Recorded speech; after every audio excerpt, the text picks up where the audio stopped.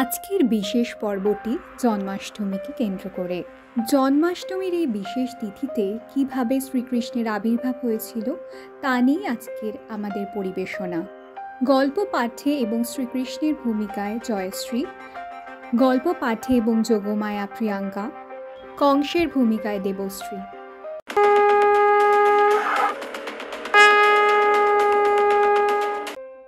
মথুরা এক অন্ধকার রাজ্য। রাজা কংসের অত্যাচারে কাঁপছে সমগ্র জনপদ। এক ভবিষ্যৎবাণী কংসের কানে পৌঁছেছে। দেবকীর অষ্টম সন্তানই তার মৃত্যুর কারণ হবে। দেবকী, বসুদেব, তোমাদের সন্তান জন্ম নিলেই আমি তাকে ধ্বংস করব।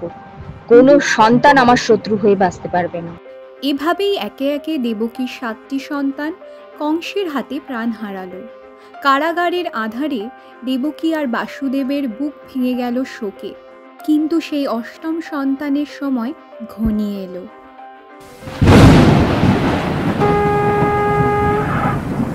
ভাদ্র মাসের কৃষ্ণপক্ষের অষ্টমী রাত।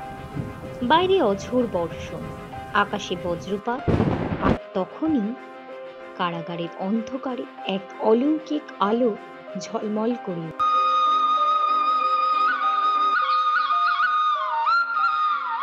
দেবকীর গর্ভ থেকে আবির্ভূত হলেন শিশু কৃষ্ণ।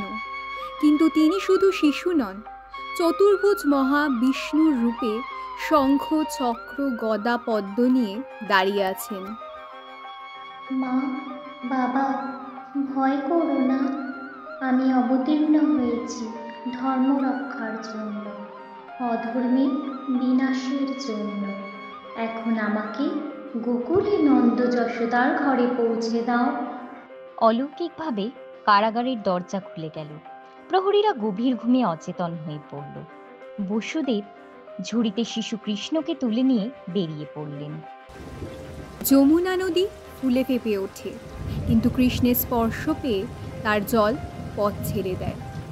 শেষনাগ এসে ছাতা হয়ে রক্ষা করে ছোট্ট কৃষ্ণকে। অবশেষে বসুদেব পৌঁছালেন গোকুলে। নন্দ যশোদার ঘরেই সেই রাতে জন্ম নিল এক কন্যা শিশু। বসুদেব কৃষ্ণকে রেখে কন্যাটিকে নিয়ে ফিরে এলেন কারাগারে। আবার জন্মেছে সন্তান, এবারও তাকে আমি ধ্বংস করব।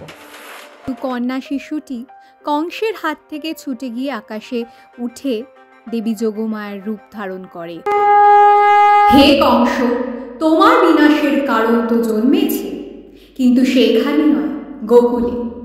তুমি আমাকে হত্যা করতে চেয়েছিলে, কিন্তু আমি মৃত্যুর অতীত, আমি যোগমায়া, আমি জন্ম মৃত্যুর নিয়ন্তা, আমি অনন্ত শক্তির প্রতীক। তুমি যতই শক্তিশালী ভাবো নিজেকে, ভাগ্যের বন্ধন থেকে মুক্তি পাবে না। তোমার বিনাশ ঘনিয়ে এসেছে। যে তোমার মৃত্যুর কারণ, সে ইতিমধ্যে এই পৃথিবীতে আবির্ভূত হয়েছে, কিন্তু সে এখানে নয়, গোকুলে শয়ন করছে। তুমি যতই তাকে খুঁজে বের করার চেষ্টা করো, সময় আসার আগে তাকে স্পর্শ করতে পারবে না। কংস, তোমার সিংহাসন, তোমার অহংকার, তোমার অমানবিকতা সব ধূলিসাৎ হবে। স্মরণ রেখো, ধর্মকেই শেষ পর্যন্ত জয়ী হতে হয়। দেবীর বাণী শুনে কংসের মুখ ফ্যাকাশে হয়ে গেল। সে জানত তার ভাগ্যরেখা বদলে গেছে। তবু অহংকারে সে দাঁত কিরমির করে শপথ নিল, যে করেই হোক সে সেই শিশুকে খুঁজে বের করবে। কিন্তু এদিকে গোকুলে নন্দভবনে দুলছে এক দোলনা। তার ভেতরে নিঃশব্দে হাসছে শিশু কৃষ্ণ। চোখে যেন সমুদ্রের গভীর নীল, মুখে রহস্যময় মৃদু হাসি। যে হাসি ঘোষণা করছে অত্যাচারের যুগ শেষ হতে চলেছে, ধর্ম আর ন্যায় ফিরে আসবে পৃথিবীতে। ভাবেই জন্ম নিলেন শ্রীকৃষ্ণ, অন্ধকারের কারাগার ভেদ করে, ভয়ের রাত ছিন্ন করে, আলো আর মুক্তির দূত হয়ে।